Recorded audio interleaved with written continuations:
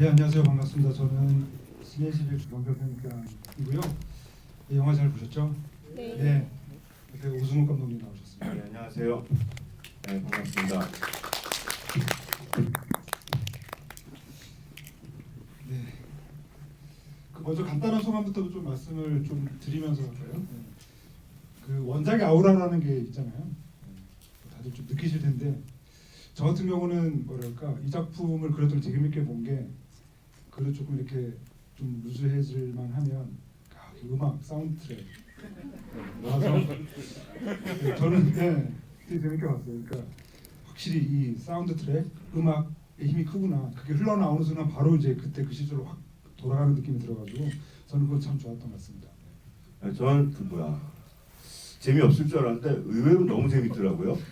그러니까 옛날에 그 86년도의 영웅본색은 연기가 굉장히 심파적이고 특히 정룡의 연기하고 장국영 연기가 전 너무 싫었거든요. 참 싫었어요. 근데도 그냥 봤죠. 그 주윤발을 좋아했죠.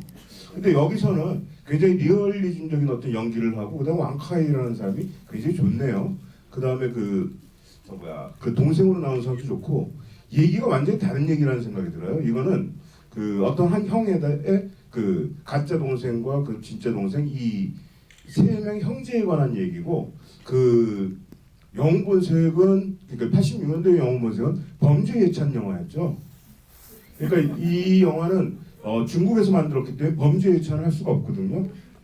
그 옛날 86년도 판은 굉장한 그 니힐리즘도 있고 허무주의적이요. 굉장히 허무주의 영화였어요. 맨 마지막에 그 하여튼 출구 없음, 다 죽어야 함, 뭐 이런 것들을 피바다를 만들어 버리고 그 첫째가 범죄를 굉장히 찬양했죠. 종이 위패로 이렇게 담배 피우는 장면서부터 시작해갖고 완전 범죄 영화였는데 이 영화는 범죄 영화는 아니네요. 그러니까 중국에서는 범죄 영화를 못 만드니까 경찰들이 마지막에 짠 하고 나타나는 장면이나 이런 장면들을 보면서 이런 것들이 이제 이 감독이 굉장히 재능 있는 감독이라는 생각을 했어요. 그러니까 전에 그 폴리 스토리 그거 보면서도 좀 재능이 있다는 생각을 했는데 오늘 보면서 굉장히 이 감독 굉장하다. 앞으로 한 몇 년 더 지나면은 어마어마해지겠구나라는 생각이 들 정도로 그 인물들의 감정을 뽑아내고 그 다음에 그 감정들을 갖다가 좀 과하지 않게 심파로 안 흐르게 탁탁 잘라내는 방식 이런 것들이 되게 좋고 저는 이 영화에서 굉장히 감동한 장면이 그 형이 와서 그 마룻박에 머리 퐁퐁 치면서 그 절을 하는 장면은 이 영화의 제일 좋은 장면이라는 생각이 들 정도로 근데 옛날 영웅본색이 이런 장면 없었죠. 이렇게 감동을 주는 장면은 없었고 그냥 허세와 이런 걸로 됐었는데 뭐 그렇다고 그때를 그 영화를 배신하는 건 아니고요. 이 영화를 저는 오늘 되게 좋게 봤어요. 마지막 그 라스트 20분 빼놓고서는 굉장히 좋네요, 이 영화. 깜짝 놀랐어요. 이거 안 하려고 막 그냥 도망다녔었거든요. 안 보려고.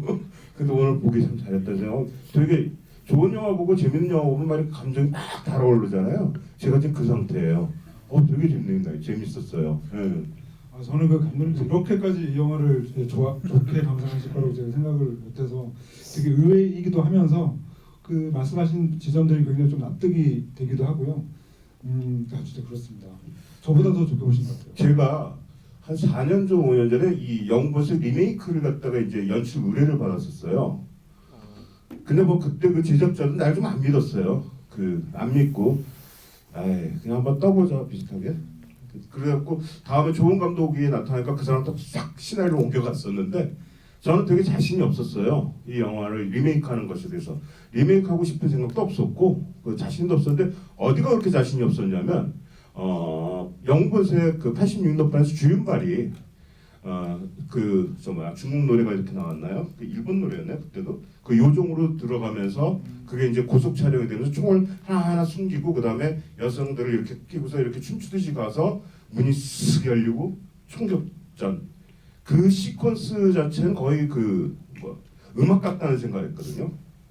근데 오늘 이 영화를 보러 올 때 그러니까 제가 그때 연출 의뢰를 받았을 때 오사이 만든 그 시퀀스, 그러니까 주윤발의 그 시퀀스를 뭐 하여튼 뭐 비슷해지게끔이라도 뭐 이렇게 따라갈 수 있는 그게 없다라는 생각을 했어요. 아, 안 된다. 그 장면을 연출할 자신이 너무 없어갖고 저는 그때 포기를 했었는데 오늘 이 영화 보면서 되게 연출 잘했네요. 너무 재밌었어요. 이 2018년도 적이더라고요. 그다음에 그 지진 났을 때는 거의 다 까무친 줄 알았어요. 와, 이렇게 지진으로 썼구나. 그러지 않았어요? 지진으로 해갖고 그 장면을 갖다 이렇게 딱 저기 해버리고 그 다음에 그한 상태로 가는 뒷모습 이런 것들이 전 그 시퀀스가 물론 뭐 553의 영화를 더 좋아하신 분들은 뭐라고 제가 이렇게 말하면 욕할지도 모르지만 저는 그 553 시퀀스는 86년도적인 어떤 심파적이거나 어떤 감상주의적인 어떤 낭만주의도 있고 거기 굉장히 죽으러 간 거죠. 거기서는 거의 굉장히 허무주의적인 어떤 명장면이라면은 이거는 이거대로 또 2018년도적인 중국 영화잖아요. 중국적인 어떤 그런 느낌이 좀 들더라고요. 그래갖고 이거는 절대 허무주의는 아니고 나름 이 안에서 되게 중국 사람들이 중국 영화 감독들이 갖고 있는 어떤 자기들 창의적인 어떤 거. 그 사실 중국인들은 홍콩인들하고 다르고 홍콩 영화는 자기들 영화가 아니라고 생각을 하고 홍콩 영화 잘 모르더라고요. 그 사람들은.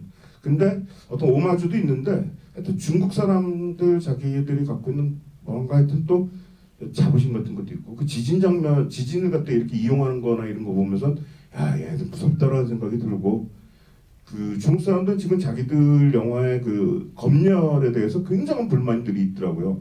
사실 이 영화도 검열 때문에 라스트가 그렇게 갑자기 이때 킹콩이 나타나처럼 상황을 완전히 경찰들이 와서 정리해버리는 그런 건데 아마 감독도 그거에 굉장히 이 정도 재능 있는 감독이 그런 장면을 그렇게 연출하고 싶지 않았을 거라는 생각이 좀 드는데 좀 이를 악물고 그냥 경찰 오십시오 뭐 이렇게 해서 연출한 것 같은.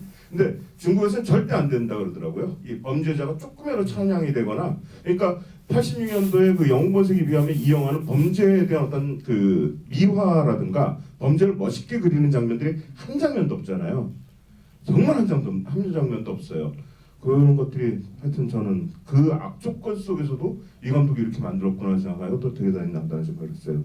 오늘 가만히 있으려고 그랬는데 그러니까 사실 감독님이 말씀하신 그런 지점들은 사실 영화를 보기 전에 우리가 충분히 좀 예상할 수 있었던 아마 그렇게 만들어질 거야라고 생각했던 지점들이어서 저는 오히려 그게 약점으로 작용할 거라는 좀 생각을 했는데 이제 감독님이 뭐 충분히 설명해 주셨다시피 저는 그게 약간 장점으로 좀 작용한 측면이 있었던 것 같고요. 그리고 처음에 이제 저희가 이제 이 지브리 상영회 처음에 이제 하기로 하면서 폼생폼사 지브 이런 게 붙었더라고요. 그리고 그 주제로 뭘 했으면 좋겠냐라고 하셔가지고 영웅본색이 우리에게 남긴 것 막 그렇게 일단은 넘겨드렸었어요. 그런데 사실은 감독님도 그렇고 저도 그렇게 영화를 얘기하다 보니까 영웅본색 옛날 오리지널 버전 뭐 이런 거 얘기하기보다는 지금 이 영화를 더 많이 얘기하게 되는 것 같은데요. 그래서 저는 약간 배우 얘기도 좀 했으면 좋겠는데 저는 여기 옛날 정령이었던 지금 왕카이 배우를 되게 좋아하는데 물론 왕대륙도 너무 좋아하긴 하지만 사실상 이 영화의 주인공은 왕카이라고 할 수가 있어가지고 랑야방이라던가 위장자 이런 중드 좋아하시는 분들은 뭐 거의 뭐 너무너무 좋아하는 배우인데요. 이 배우가 유명한 게 뭐 팬들은 아시겠지만 이 손이 너무 예쁘거든요. 손가락이 너무 길고 예뻐요. 그래서 60억짜리 하나로 치면 60억짜리 손보험 들었다고 막 그런 얘기도 있는데 그렇죠. 그런데 그러니까 그 얘기는 뭐냐면 왕카이가 섬섬 옥수 길고 예쁜 손으로 총을 쥔다는 얘기 이거잖아요. 그래서 저는 그런 장면들이 사실 좀 기대를 많이 했었고 그렇죠. 근데 역시나 위스키를 먹을 때 이 손이 이렇게 보이는 걸 보니까 저렇게 또 이렇게 굉장히 이렇게 우아하게 먹는 것들을 보면서 왕카이 역시 너무나도 이렇게 위장자라던가 랑야방에서 정말 너무나 매끈하고 깔끔하고 잘생긴 꽃미남이었는데 여기서 흉터라던가 이런 것들이 표현되는 거 보면서 진짜 이 작품을 위해서 진짜 애썼구나. 머리까지도 확 밀고 이런 것들 보니까요. 저는 뭐 왕대륙도 왕대륙이지만 왕카이라고 하는 배우의 어떤 그런 매력을 좀 느껴봤던 것 같습니다. 저는 아주 솔직하게 말하면 여기 이제 그 왕카이 팬들도 많이 오시고 그랬더니 이제 거짓말을 하면 안 되니까 저는 왕대륙인가요? 그 동생 그 저 뭐야 이 범죄자 동생 옛날 주윤발령 걔가 진짜 멋있네요. 너무 난 걔한테 완전 반해갖고 오늘 집에 가자마자 이제 걔 출연한 영화들 전부 다 좀 찾아서 보려고 그래요. 제일 정말 너무 멋있는데. 그다음에 이 장국영이 연기했던 그 역을 한 이 배우도 그 감정에 대해서 이렇게 과다하거나 그러지 않게 연기 되게 잘하는 배우라는 생각이 들어요. 여기 장국영 팬들 계시면 정말 죄송하지만은 장국영은 좀 싹 연기를 잘하진 못했다는 생각을 했었거든요. 그때 좀 감정 과잉도 많았고 그다음에 좀 하여튼 물론 전문 배우가 그때는 아니었잖아요. 그러니까 이제 가수였으니까 좀 뒤로 가면서 연기들이 되게 좋아지긴 하지만은 이 영본색 출연 당시에는 아주 진짜 솔직하게 말해서 그렇게까지 연기를 잘하진 못했어요. 그래갖고 영화 보다가 저는 이제 영본색을 한 10번은 좀 넘게 본 것 같아요. 근데 장국영만 나오면 이제 옛날 조그 셔틀 있을 때 비디오에서는 장국영만 나오면 이렇게 빨리 죄송합니다. 이 장국영 그 뒤로는 굉장히 연기를 잘했죠. 아비정생이나 너무너무 좋아하는데 하여튼 요때는 그렇게 연기를 못해갖고 이렇게 좀 돌려보고 막 이랬었는데 요번에 이 배우는 너무 연기를 좀 잘하는 배우라는 생각이 들고 감정들 같은 거 이렇게 안으로 이렇게 밖으로 이렇게 터트리거나 이러진 않고 이렇게 안으로 하고 이렇게 담기면서 대사를 치는 것들이 굉장히 좋았어요. 그러니까 전체적으로 이 영화에서 전 연기들이 되게 좋네요.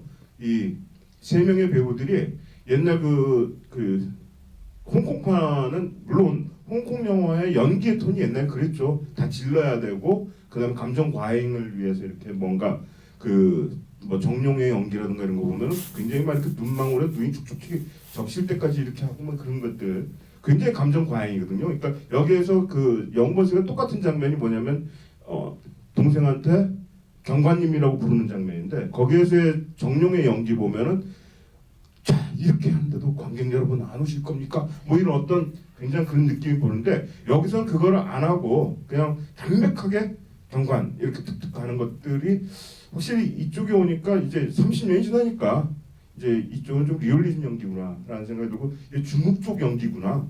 사실 보면은 지금도 홍콩 영화는 홍콩 영화의 어떤 연기 톤이 있잖아요. 이 얼마 전에 뭐죠? 추룡? 영화 제목 추룡이요. 영화 제목 추룡을 보면 거기서 역시 그건 홍콩 영화거든요.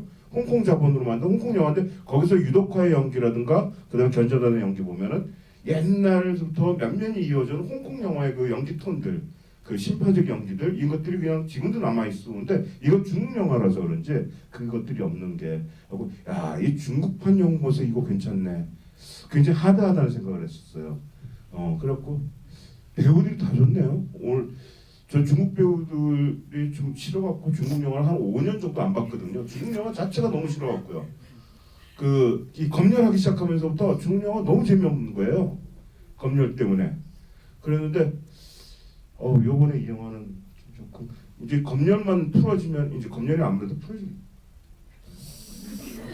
중국 사람들은 그러니까 작년 겨울에 중국 시나리오 작가들 굉장히 많은 시나리오 작가들하고 얘기를 좀 했는데 그 사람들이 그냥 욕구 불만이 여기까지 차 있더라고요. 그래갖고 우리 보고 저보고 계속 묻는 게 어떻게 경찰이 비리 저지르는 그런 영화를 만들 수 있냐고 계속 그러더라고요. 저는 그랬죠. 당신들 옛날에 80년도 81년 813 그때 중국 영화들 어마어마했었다고 홍고령이라는 거 보고서 기절해갖고 나자빠질 뻔했었다고 막 그런 얘기를 하는데 안 믿더라고요. 그 사람들. 자기네들 영화들이 그럴 때가 있었는데 지금은 또 이렇게 된 어떤 거니까 하여튼 중국 영화가 어마어마해지겠죠. 이 검열 어차피 풀어질 것이고 이게 뭐 자본의 논리나 이런 거로 이 검열이 계속하지는 않을 것 같은데 하여튼 이런 어떤 상황에서 검열이 굉장히 심하고 이런 어떤 상황에서 이런 영화가 또 나오고 약간 뒤는 그렇지만 감안하지만은 하여튼 감정의 어떤 것들이 굉장히 좀 잘 이렇게 세련되게 연출된 그러니까 오랜만에 보는 중국 세련된 연출이었던 영화라는 생각을 좀 했었어요. 그런 액션 영화. 사실 중국 영화도 홍콩 좀 닮아갖고 어떤 영화들은 감정들이나 이런 것들 갖다 굉장히 무시하면서 액션으로 처발라 버리는 그런 중국 영화들도 꽤 되는데 이건 좀 안 그러네요, 그죠? 그 빼놓을 수 없는 배우가 또 그 과거 영웅본색에서 그 이자홍 악당 역을 맡았던 여기서 이제 여에레라고 하는 배우인데 그 배우도 제가 굉장히 좋아하는 배우거든요. 그 작년에 여기 실크로드관에서 상영했던 것 같아요. 그 레리안 감독의 산이 울다라고 하는 작품에서 그 폭력 남편이라 해야 되나? 그걸 연기했던 분인데 뭐 몇 년 전에는 그 베를린 영화제에서 금곰상 받았던 그 백일염화라는 작품에서도 경찰로 나왔었고요. 하여튼 그분이 진짜 연기를 좀 잘하는 배우로 유명한데 여기서도 역시 사실 예전에 그 영웅본색에서도 참 이자홍이 연기를 좀 못했잖아요. 근데 이 배우가 하면서 되게 괜찮아졌던 것 같고 또 과거와는 좀 다른 설정이 그렇죠. 그 친아버지라고 하는 설정이라고 하는 것도 저는 좀 되게 괜찮은 설정이 아니었나. 이 영화 독특하게 그 혈육에 대한 얘기들, 그러니까 범죄를 빼버리니까 그쪽으로 갈 수밖에 없는 것 같은데 그게 있죠.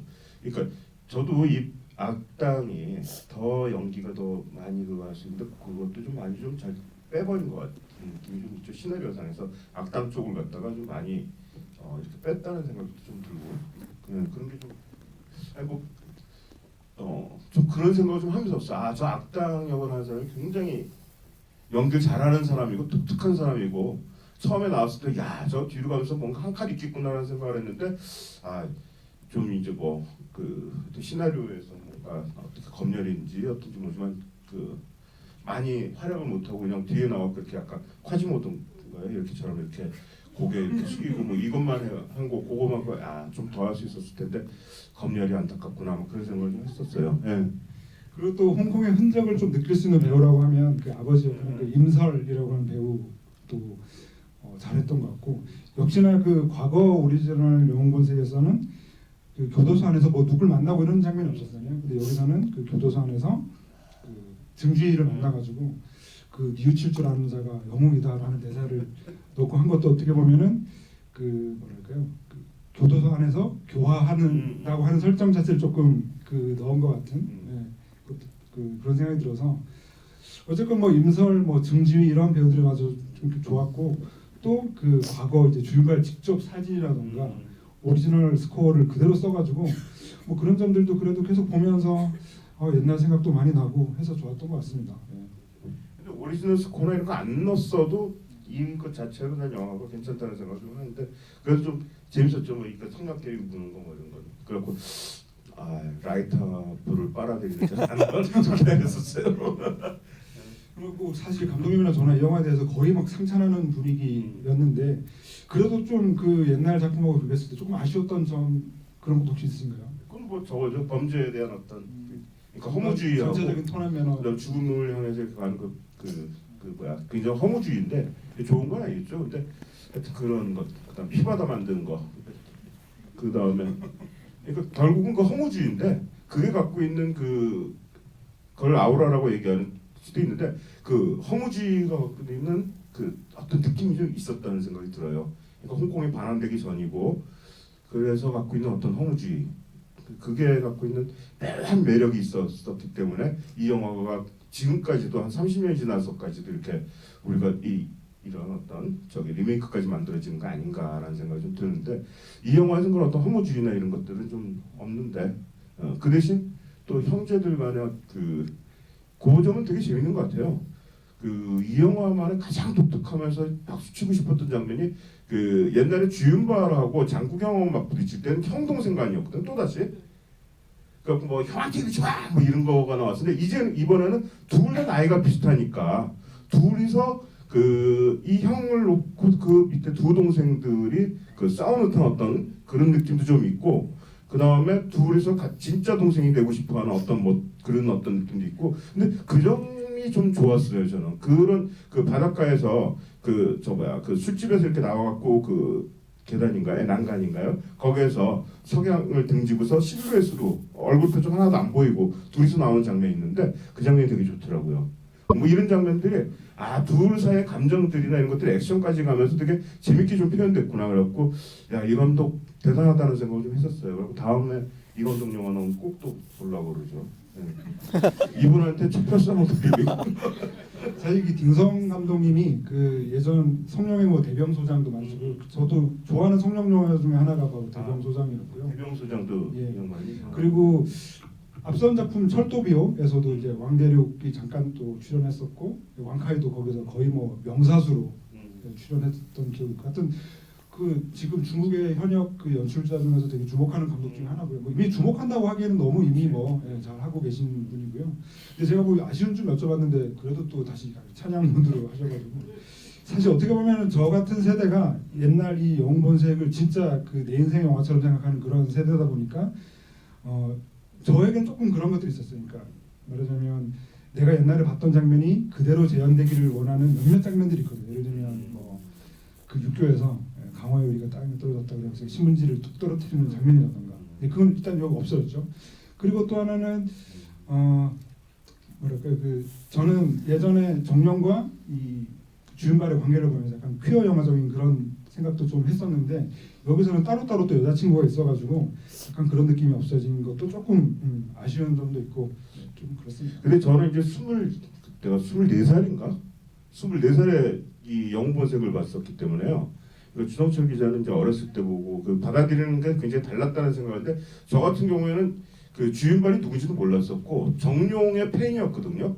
그러니까 70년대에 정룡이 나온 영화들을 보고서 굉장히 팬이었는데 아 이분이 머리가 이제 대머리가 돼갖고 나와 약간은 충격도 하지만 하여튼 팬심으로 달려가서 봤어요. 얼마나 바보 같았냐면 개봉 일주일 전에 화양극장에 가갖고 영웅본색을 보려고 하는데 영웅본색 안 하더라고요. 다음 주라고 그러더라고요. 그래갖고 다시 다음 주에 가갖고서는 보고 너무 영화 보고서 기분이 좋아갖고 뭐 영화 보고 뭐 너무너무 기분 좋아갖고 그날 중국집에 역시 그러니까 여러분 이제 비하하는 말은 아닌데 중국 영화를 보면 중국집에서 뭐 이런 게 있잖아요. 그래갖고 가서 그랬던 게 있는데 저는 뭐 그래서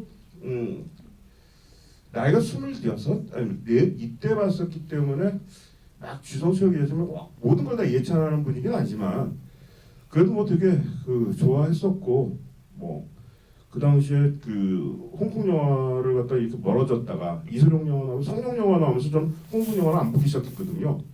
그랬다가 다시 홍콩 영화를 갖다가 이제 보게 된 그런 계기이기도 한데 이건 있죠. 그 정룡이나 이 주윤발이나 이때 그러니까 그건 첩배사운도 마찬가지고 그때 나온 이 홍콩 느와르들이 마찬가지인데 폭력이 굉장히 끔찍했다라는 거. 그 폭력 장면들이 너무너무 무지막지했다는 게 그게 좀 기억나고 뭐 그게 또 장점이었죠. 그 기억하자면 제가 깜짝 놀란 장면이 그 굉장히 폭력적인 장면 중에서 폭력적 행위죠. 주윤발이 자기 다친 다리를 갖다가 테이블에 턱 올려놓고서는 유리잔을 갖다 입을 이렇게 들어서는 하는 장면이 굉장히 저건 어둠의 세계에 있는 사람들만이 할 수 있는 방식이고 저건 어두운 거야 너무 어두워 저것들 막 그런 생각들 그 다음에 이 총 겨누고서 그 다음에 오줌을 먹으러 가는 거 있었나요? 그 얘기하는 거 그것도 저거 진짜 어두운 놈들이야 저것들. 근데 이 영화에서는 그런 어떤 어두움 범죄에 대한 어떤 디테일들은 거의 없는 것 같아요. 그리고 또 주윤발이 그 네온사인 간판 아래에서 맞는 장면, 그 주먹으로 맞고 막 이럴 때 코피 푹 이렇게 나오고 막 그 장면도 굉장히 쇼킹했었어요. 그렇게 그 폭력적인 장면을 못 봤었으니까요. 그때 하여튼 상당히 폭력적이라는 생각이 들었는데 이 영화에서는 그런 어떤 폭력적인 장면들이 거의 없는 것 같아요. 그게 약간 좀 아쉬운데 그것도 뭐 우리 감안하고 가야죠. 중국이니까.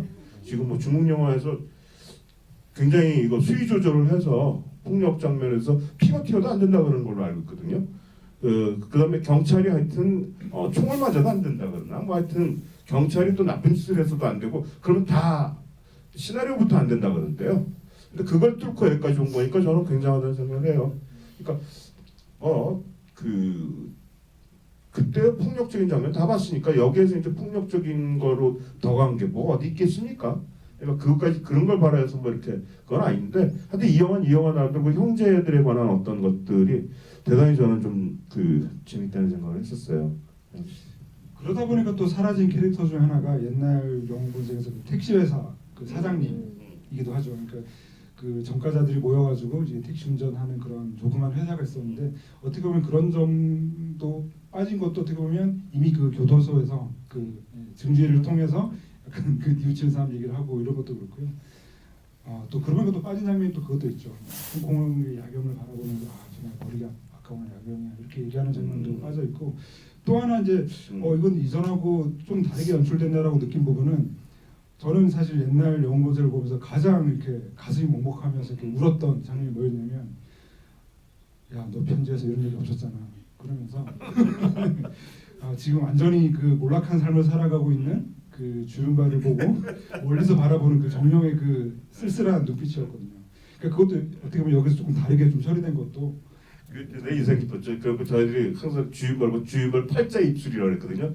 이 주윤발이 그 도시락 먹는 장면 있죠. 그 도시락 그 뭐 이렇게 갖고 하면 입술이 이렇게 팔자가 이렇게 옆으로 누운 것처럼 되고 그러면서 여기 뭐 빠져나오면 고기 비계였나요? 비계를 칙칙칙 빼갖고 그 다음에 돈 떨어진 거예요. 그러니까 이렇게 확 그냥 근데 저는 이거 보면서 그거 안 나온 게 다행이라는 생각도 했거든요. 그리고 그때는 물론 멋있었지만은 되게 감성적이잖아요. 어떻게 보면은 그렇고 근데 여기서 그렇게 표현을 안 하고 쓱 이렇게 표현해 버린 거 보고 되게 잘했다는 생각이 들어요. 그냥 이거로 하잖아요. 그러니까 내 신세가 그러면서 그래 좋은 일 하자고 뭐 범죄 안 하자고 그러면서 밀대 갖고 이렇게 닦는 걸 갖다 카메라 휙 빠지면서 그걸 롱샷으로 보여주더라고. 이 사람 되게 연출 잘한다는 생각을 했어요. 그 밀대로 이렇게 바닥 닦는 거 하나로 이제 걔네들의 상황을 이렇게 그 좀 연출을 하는 거 보고서 그러니까 감상적인 걸 아예 다 빼려고 좀 작정을 좀 한 것 같죠. 그게 이제 마음에 안 들 수도 있죠. 만약에 보면은. 네. 근데 저는 그 오늘 저보다 너무 좋게 보신 것 같아가지고 조금 당혹스럽게. 근데 그 말씀하신 부분들이 다 저는 좀 납득이 되는 지점들이고, 네, 그렇습니다. 그리고 그 필연적으로 과거의 아우라랑 그 싸우는 작품이다 보니까 여러 점들이 되게 그 지금 중국 영화 그러니까 중국 영화인들이 처한 어떤 창작의 현실이라는 점에서 약간은 난점이라던가 약점에 부딪힐 수밖에 없는데 그런 점들이 저는 되게 잘 된 것 같아서 좋았다는 생각이 들고요. 그럼 이제 뭐 슬슬 객석 질문을 한번 받으면서 질문해볼까 합니다. 네. 손 들으시면 제일 먼저 드신 분이 저기 제일 끝에 계신 까만 옷 입으신 분. 저기 제일 끝에. 너무 멀리 또 지금 오네요. 질문해 주신 분께는요 그 영화 포스터를 바로 이렇게 증정해 드립니다. 네, 저도 영화 재밌게 잘 봤습니다. 음악적인 부분에 대해서 조금 궁금한데 제가 생각에 그 한 곡이 영화 속에 굉장히 자주 등장을 하잖아요. 그래서 이제 중간중간에 이제 관객들에게 이 영화는 영웅본색의 리메이크입니다를 계속 이렇게 상기시켜주기 위해서 그렇게 한 게 아닌가 싶은데 만약 우리에게 잘 알려졌던 이 곡이 아예 빠지고 그냥 오리지널 곡만 이제 새로 만들어진 곡만 들어가고 그랬다면 좀 느낌이 어땠을 거라고 생각하시는지 궁금합니다. 아무래도 좀 느낌 잘 안 났겠죠. 네. 그러니까 예전 같은 경우 홍콩 영화계 그 되게 전통 중에 하나예요. 그때는 굉장히 하루에도 몇 편씩 영화를 찍고 같은 배우가 막 1년에 막 7편, 8편 찍던 때니까 러닝타임을 손쉽게 늘릴 수 있는 방법이 그냥 음악을 틀어놓고 그냥 끝까지 듣는 거거든요. 영화 안에서. 그러니까 뭐 그런 방식을 여기서 적용했다라는 게 아니라 홍콩 영화에 대해서 향수를 가지고 있는 많은 사람들은 그 노래가 시작하면 끝까지 듣고 싶어 하거든요. 그러니까 그런 점들도 어떻게 보면 좀 감안된 게 아닌가. 그래서 여러 번 들려주는 것도 되게 예전에 향수를 가진 분들에게 되게 좋은 방식이었다. 뭐 그런 생각이 듭니다. 질문요. 맨 마지막에 나온 노래는 뭔지 혹시 아시나요? 모릅니다. 혹시 아시는 분 계시나요? 이건 상대곡 아닐까요? 새로운 주제. 들려볼게요. 예. 여기 세 번째 줄. 질문들 많이 하셔가지고. 네.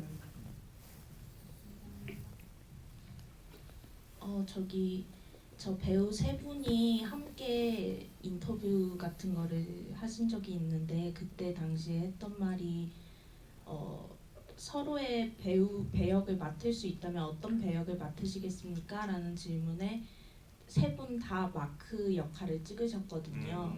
그리고 이 인터뷰 중에서 마천우라는 배우, 그러니까 경찰 배우는 자기 역할은 너무 착하기만 한 역할이다. 그렇기 때문에 마크를 찍었다라는 식으로 얘기를 했는데 이 마크라는 역할이 다른 두 배역과 어떤 차별적으로 그런 매력이 있는지 두 분 생각을 듣고 싶어서요. 그리고 또 하나 더 질문해도 될까요? 네. 그 영화 중에서 보면은 그 경찰 역, 그러니까 차오가 문자를 볼 때 문자에 형이라고 저장이 되어 있었는데 그 자기는 끝까지 형을 용서하지 못할 거라고 말을 하면서도 마음속으로는 형을 용서했다고 생각하시는지 궁금합니다. 그 주윤발이 그때 연기했을 때 상당히 매력이 있었죠. 지금 여기서도 매력 있고. 아니 이 영화 전체에서 자기 시퀀스가 있잖아요. 이 총으로 난사하는 굉장히 그 예술적이고 뭐 이런 어떤 영화적인 그 자기 시퀀스가 갖고 있고, 그리고 영화 전체로 움직이는 동력이고. 근데 여기서 조금 약한 것 같아요. 여기서는 좀 약한 것 같은데 하여튼 주윤발 때는 그 가장 범죄자고, 그러니까 뼛속까지 내추럴본, 그러니까 경찰 너무너무 싫어하는 반골이고, 그 다음에 하여튼 그 영본색 때는 배를 돌려갖고 오잖아요. 그러니까 자기가 어떤 사람이나 그 사람, 그러니까 보면은 영본색에서 영본색이라는 건 주윤발이죠. 그 86년도판은. 근데 여기에서는 그게 좀 옮겨간 것 같아요. 형으로. 형의 영웅본색인 것 같죠, 여기서는. 그래서 그 영웅본색 얘기도 뭐 용서 뭐 이런 것 쪽으로 얘기하는 것들 보면 그런 것 같고, 그 용서. 근데 그 86년도 판에 비해서 이 판에서의 그 어떤 용서라든가 이런 것들이 그렇게 꼭 단정, 그러니까 저는 영화 보면서 그렇게 단정 짓는 게 별로 좀 재미가 없더라고요. 모든 감정들은 다 애매모호한 건데, 저는 이 영화가 좋은 점이 그 86년도판에 비해서 좀 좋은 점이 이 감정들을 갖다가 딱딱 단정 지어갖고 관객들은 쉽게 이렇게 탁 줘갖고 여기서 우세요! 이걸 안 해서 저는 좋아하는 거거든요. 이 영화에서 이 마크에 대해서 이제 그 그러니까 동생이 왕카이에 대해서 용서한 그 어떤 시점이 그렇게 중요한 것 같지는 않아요. 물론 이 사람들 영화 만들면서 자기들끼리 얘기를 하겠죠. 저는 여기서부터 좀 용서한 것 같아요. 그래서 그렇게 연기를 할게요. 뭐 이런 건 있겠죠. 그러니까 이 사람들은. 근데 우리들 볼 때 저는 그 용서한 시점이 맨 마지막에 그 이렇게 주는 그 수갑 갖고 가는, 아니면은 그 다시 일어나는 그거일 수도 있고, 각자 관객마다 다 다르다고 생각을 하거든요. 그리고 그게 난 영화가 제일 즐거운 점이라고 생각을 해요. 그리고 제가 좀 싫어하는 영화는 꼭 여기서 용서한 걸 갖다가 관객 100명에 99명이 다 그렇게 생각하게 꽉 그렇게 하는 영화들 있잖아요. 그런 영화는 좀 재미없는 것 같아요. 그 영모색이 좀 그랬죠. 그 86년도 판이. 근데 이거는 좀 안 그래요. 제가 아마 이 영화에 대해서 이렇게 막 좋아하는 게 그 지점인 것 같아요. 그 아까 물론 뭐 휴대폰 얘기도 하셨지만은 마음속으로 싸우고 있겠죠, 뭐. 그 연출자, 제가 만약 연출자여서 그렇게 그 배우가 그렇게, 그러니까 시나리오에 만약 그렇게 썼다면은 인정을 안 하고 용서하기 힘들죠. 그걸 어떻게 용서해요? 그러니까 저는 86년 판에 비해서 이 판이 참 좋았던 게 뭐냐면, 이 판이 계속 좋은 것만 얘기하네요. 그 교도소에 와서 교도소에서 태우잖아요. 태우고 가잖아요. 말 한마디도 안 하는 거. 그게 좋더라고. 그 다음에 말 안 하다가 형이 아버지에 대한 얘기하니까 거기서 딱 쳐세우고 내려갖고 첫 마디가 뭐냐면 사기꾼 거짓말쟁이. 그러니까 80년도판 영본색에서는 정룡에 대해서 장국영이 욕을 하거나 그럴 때 사기꾼 거짓말쟁이라는 어떤 것으로 굉장히 딱 해서 하지 않고 약간 좀 두루뭉실했죠. 형제 뭐 이런 걸 얘기하다 보니까 그 부분이 없어서 여기서는 사기꾼이면서 그러니까 거짓말을 했잖아요, 일생을. 근데 저는 그때는 장국영한테 감정이입이 안 됐었는데, 요번 영화에서는 너는 거짓말쟁이고 사기꾼이고 내가 일생 동안, 그러니까 살아오면서 내가 너를 좋아했던 모든 것들이 다 거짓말이었다라는 것을 그 장면에서 딱 연출을 한 것 같아요. 그래서 저는 이 영화가 되게 좋았어요. 그러니까 제가 막 이렇게 막 그거 한 게 그 장면에서 완전 저는 설득을 당했거든요. 이 영화 괜찮네. 이 영화는 그것에 관한 영화구나, 뭐 이런 식으로 생각을 해갖고 거기서부터 좀 설득을 당했는데 하여튼 그랬었어요. 너무 네요. 저도 뭐 감독님 생각은 거의 같은데요. 굳이 이제 처음 질문하신 거에 그 덧붙이면 그 원래 그 86년 영웅본색도 예전 작품의 리메이크였거든요. 오삼이. 그러니까 근데 예전 작품 자체가 원래 그 정령 캐릭터, 그러니까 그가 중심인 인물이었죠. 근데 이제 553의 영웅본색에서는 마크라고 하는 인물이 너무나 큰 인기를 끌면서 그 작품을 본 사람들은 정말 주윤발에 다 빠져들어가지고 아마 그 뒤에 좋아했던 이 배우들도 뭐 어쩔 수 없이 이 마크라고 하는 캐릭터에 이렇게 현혹되어 있어 이렇게 원했던 거 아닐까 싶네요. 네. 또 질문하겠습니다. 그 바로 뒤에 계신 재밌게 보셨다고 하시는데 그러니까 두 분 중에 매넌트를 보신 분이 계시는 것 같은데요. 예. 예, 저는 봤습니다. 예. 아니 553 감독의 신작이 두분 말씀을 드리니까 매넌트도 왜 553 스타일이 그렇게 잘 나오질 않고 다른 스타일로 갔는지 이해가 되는 것 같습니다. 그 보신 분은 그럼 매넌트하고 이 영웅본색포하고 비교했을 때 어떤 작품이 더 우세한지 의견을 듣고 싶습니다. 예. 너무 힘든 질문이에요.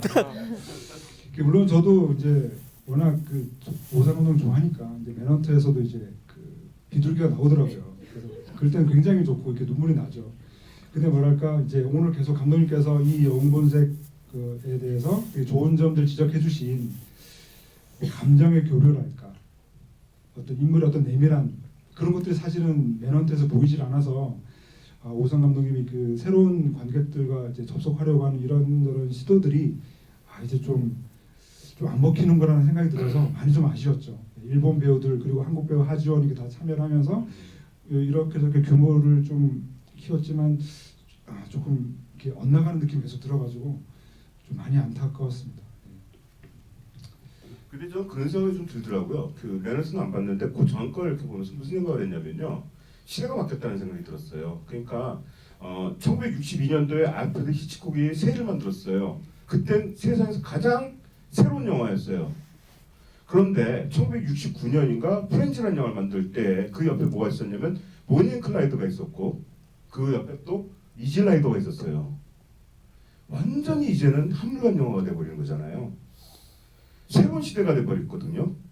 68년, 69년이면서 아메리칸 뉴 시네마가 나오면서 완전히 새로운 영화가 돼버린 건데 저는 오성 감독을 보면서 그런 생각이 들어요. 그러니까 오성 감독의 영웅본색과 그 옆에 은행풍운하고 감옥풍운, 용호풍운이 나왔을 때 장철 감독이나 아니면 이소룡 영화관, 그러니까 성룡 영화까지도 뭐 다 옛날 영화로 만들어버린 것 같아요. 거기에서 저기 성룡은 또 살아났지만은 또 새로운 어떤 영화를 만들기 위해서 만들어서 살아났지만 이소룡 영화는 옛날 영화가 돼버리겠다는 생각이 들거든요. 이 영웅본색과 은행풍운, 특히 은행풍운 같은 영화나 감옥풍운이 나왔을 때 그러고 나서 이제 또 30년이 지난 건데 그리고 오우삼 감독 같은 경우에 그때 이렇게 보면은 오래 한 거죠. 그러니까 영화 감독들을 보면 대개가 10년 주기예요. 어떤 감독, 물론 히치콕이나 이런 스튜디오 시스템의 감독들과 예외적인 감독들이 있어요. 그 예외 감독들을 빼놓고서는 뭐 프란시스 코폴라도 그렇고 뭐 마틴 스코세지도 그렇고 거의 자기 작품이 최전성기의 어떤 좋은 작품을 만드는 건 거의 10년 정도거든요. 그리고 그 뒤부터는 좀 안 좋은 작품 만들고 이게 영화계에서는 어떻게 보면 좀 철칙이라고 생각을 해요. 그 한국 감독들도 마찬가지. 거기에 이제 예외적인 감독님들이 계신 거죠. 이문택 감독님도 예외고 모르지만 이장호 감독, 배창호 감독, 그 다음에 그 외에 이만희 감독 뭐 이런 분 다 보면은 거의 10년 주기로 모든 게 다 변하는데 오성 감독도 이제 그의 시대가 끝났고 아무리 뭐 따라하려 그래도 지금 나오고 있는 이 시대의 어떤 언어들 따라할 수는 없다는 생각이 들고 그 이제 끝난 거라고 생각을 하거든요. 그러니까 이제 또 다른 새로운 영화가 이제 또 나오는 거고 지금 한국 영화도 좀 그럴 것 같죠 앞으로. 그런 생각도 들고요. 예, 다음 질문. 여기 제일 앞에 계신 분.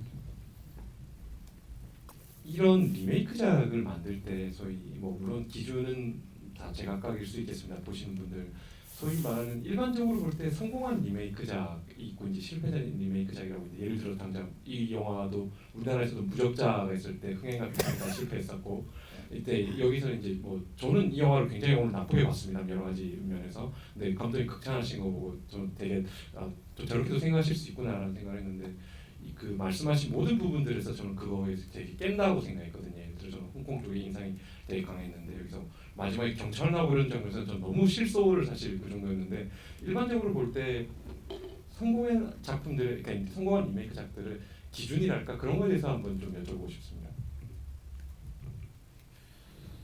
저는 성공한 리메이크작이라는 건 잘 모르겠고요. 그다음에 리메이크 한다는 것 자체가 좀 잘 모르겠어요, 저는요. 근데 매력적인 리메이크작은 있죠. 매력적인 리메이크작은 좀 있다고 생각이 들어요. 그러니까 그 공포의 보수를 갖다가 월리엄 프리드킨이 만든 그 소설어 이런 거 굉장히 매력적이라는 생각이 들고 그런 어떤 매력적인 리메이크들이 있다는 생각을 좀 해요. 그래서 뭐 리메이크가 반드시 좋은 것도 아니고 나쁜 것도 아니고 근데 매력적인 어떤 리메이크들이 있어요. 아 원작이 저렇게 갔으니까 나는 이렇게 가야지라기보다 하여튼 원작을 너무너무 좋아해갖고 나도 좀 만들어보고 싶은데 하여튼 내 거로 또 만들고 싶고 그래서 나오는 그 과다한 불균질이 있어갖고 영화 자체가 굉장히 괴상망측해지는 영화들이 있거든요. 그래갖고 월리엄 프리드킨의 그 소서로 같은 영화는 그 전까지만 해도 월리엄 프리드킨이 프렌치 커넥션, 엑소시스트 뭐 이런 영화 만들고 왕이었거든요. 왕.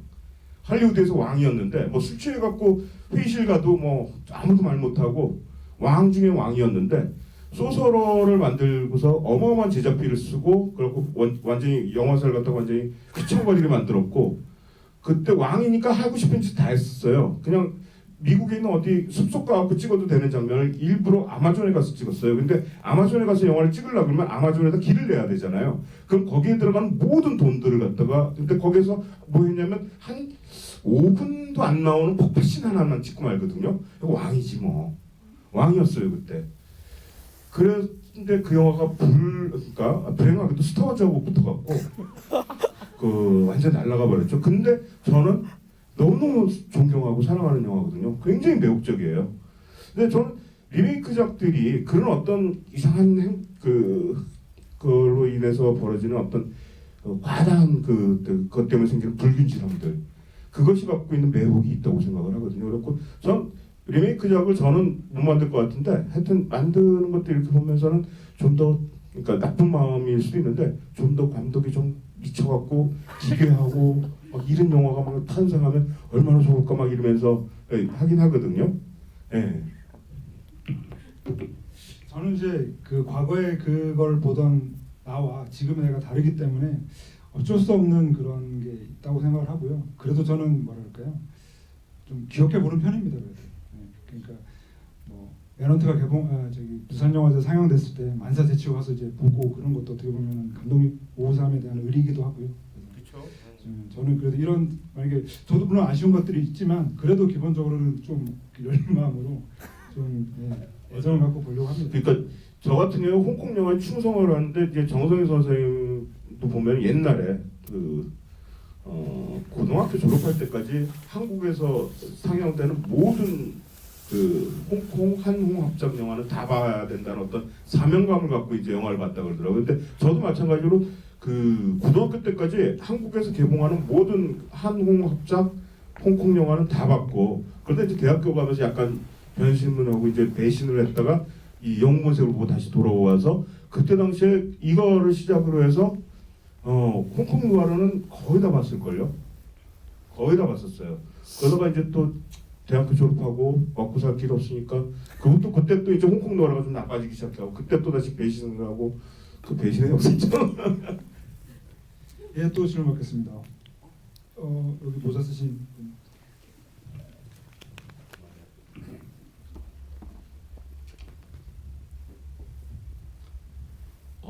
그 영웅본색 원작을 안 본 사람들은 사실 요즘 시대에는 많잖아요. 근데 영웅본색 자체는 이제 하나의 클래식이다 보니까 그 클리셰로서 이제 아는 사람들이 많을 거예요. 뭐 예를 들면은 뭐 쌍권총, 성냥 뭐 너무나도 유명하고 그리고 장면들조차도 뭐 돈에 불을 붙여가지고 그걸로 담배를 피고 뭐 공중전화 안에서 이제 그 통화라는 그런 장면들이 너무나 유명한데 근데 이렇게 말을 하는 저조차도 영웅본색을 본 적은 없거든요. 근데 이런 장면들이 너무나 그러니까 클리셰로서도 너무나도 유명하고 이제 재생산이 되니까 알고 있는데 근데 어쨌든 영웅본색을 안 본 관객들이 요즘은 더 많고 영웅본색을 추억할 수 있는 사람보다는 안 본 관객들이 더 많은 저 같은 입장에서 이 영화가 그런 관객들에게 어필할 수 있는 장면이 뭐가 있을까 그게 이제 말씀 듣고 싶습니다. 굉장히 어려울 것 같은데 저는 이 영화 보면서 여기 계신 관계자분들한테 좀 죄송하지만 전 영화적으로는 이 영화가 나쁘지도 않고 괜찮다는 생각하지만 이 영화가 아니 뭐 제가 잘하는 건 아니지만 이 영화는 한국에서 영본색 팬들한테도 버림받고 그 다음에 영본색 모르는 사람들도 약간 외면받고 그럴 것 같다는 생각을 좀 했어요. 보고 나서 오로지 이 영화가 구원받을 길은 왕카이 팬이나 그다음에 여기에 나오는 그 마크의 팬이나 이 사람들, 그러니까 새로운 시대에 새로운 영화로 이게 향유돼야 된다는 생각을 좀 했었어요. 그러니까 이게 영본색만으로 되는 얘기는 아닌 것 같아요. 그 새로운 배우의 팬들이 봐서 새롭게 이걸 갖다 생각을 해줘야지 그냥 이 두 개 다 위험하다는 생각을 했어요. 배우예요, 배우. 그 생각을 했었어요. 네, 저도 그렇게 생각하고요. 시간 관계상 한 2분 정도만 더 질문 받아야 될 것 같은데요. 여기 네 번째 줄.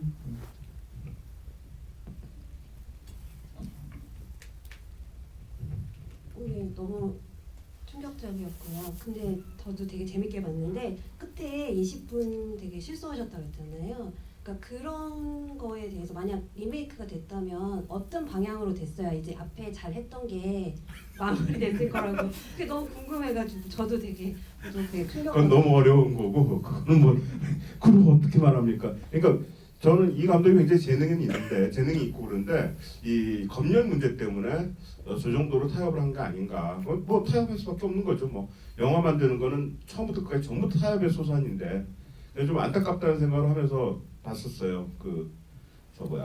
근데 그건 뭐 너무 어렵고 그건 대답을 할 수 있는 질문이 아닌 것 같은데요. 예. 너무 재밌게 보셨다고 하셔가지고 음. 그 뒤에 그 생각이 너무 궁금했어요. 도대체 마지막에 예. 그걸 보시면서 어떻게 생각을 하셨는지. 조금 힘들었어요. 근데 그 생각을 하면서 봤죠.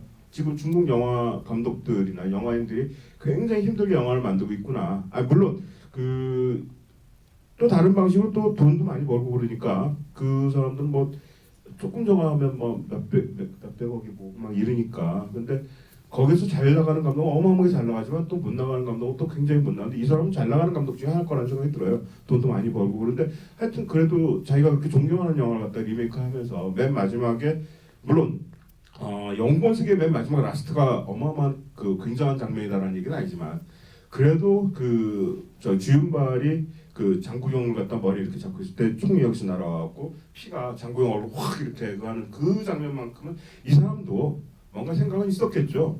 근데 이게 여러 가지 때문에 이렇게 좀 못할 수밖에 없지 않았나 갖고 물론 저 같은 경우 이제 동종업종에 종사하는 사람이니까 뭐 비웃으면서 볼 수는 없는 것 같고요. 그냥 이렇게 보면서 저거는 굉장히 고통스럽겠다 또는 힘들었겠다 뭐 이러면서 좀 봤던 것 같아요. 물론 실수도 했지만은 되게 힘들었을 것 같다는 생각이 좀 들더라고요. 그리고 아마 편집실에서도 이쪽 부분에 대해서는 조금 고민을 제가 좀 애정이 좀 들가지 않았을까 하는데 앞에 부분에서 액션 연출이 나쁘지 않았었는데 뒷부분 오면서 액션 연출이 상당히 나쁘고 그 다음에 인물들 간에 총을 쏘고 뭐 이렇게 해야 되는 어떤 동선들 그 다음에 인물들이 어디 숨어 있고 뭐 이런 것들에 대해서 굉장히 계획적으로 앞부분들 다 했었는데 여기 와서는 굉장히 좀 설렁설렁 해버리는구나 갖고 이게 제작비 때문일까 아니면은 여기 와서는 좀 마음이 좀 그렇게 된 거 아닐까 했는데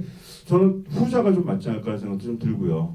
후자 그래갖고 그래 나는 이거는 그래도 잘 찍을래 그러고서 한 게 기억하는 것도 되게 이상했잖아요.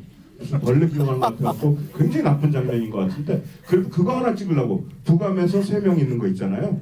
그거 하나 찍으려고 그래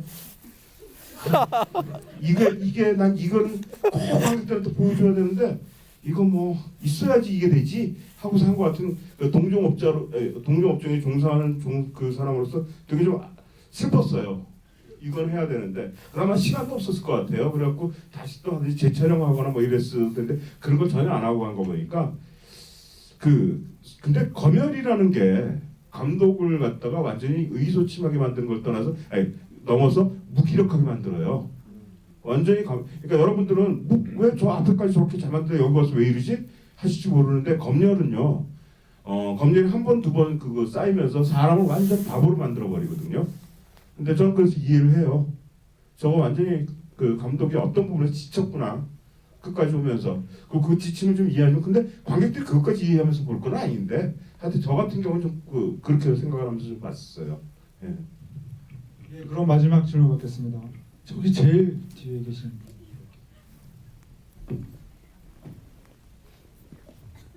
저는 제목에 대해서 좀 여쭤보고 싶은데 사실 저는 이 영화가 1986년의 영웅본색을 오마주한 느낌이거든요. 오마주를 했다고 생각을 하지 후속작이라는 생각은 별로 안 하는데 지금 제목은 영웅본색 사람 말이에요. 이건 약간 후속작 같은 느낌이 나거든요. 그리고 제가 이거 원제를 중국에서는 영웅본색 2018로 알고 있는데 왜 굳이 우리나라에서는 영웅본색 4로 했는지 여기에 대해서 어떻게 생각하는지 좀 궁금하고 그리고 만약에 부제를 붙인다면 어떤 걸 붙이고 싶으신지 이것도 궁금합니다. 질문하셨던 분이 답을 해주셨는데 이게 원래 영웅본색은 2018이 맞는데요. 이게 한국에서 개봉하면서 이제 수입사에서 아마 그 4라고 하는 3편까지 개봉했으니까 4라고 하는 제목을 붙였던 것 같고요. 정확하게 말하면 신영본색이라고 그러나? 신이죠 신. 아니 그냥 영웅본색이죠. 그냥 영웅본색 2018이 맞고요. 그게 제일 맞는데. 예. 그거 참 고민이 되는데 그러니까 예를 들면 그 송혜선 감독님이 이제 영웅본색을 리메이크하면서 이제 무적자라고 하는 제목을 만드셨잖아요. 저는 제목만큼 무적자라는 제목이 되게 좋은 것 같아요. 제 의견은 그렇습니다.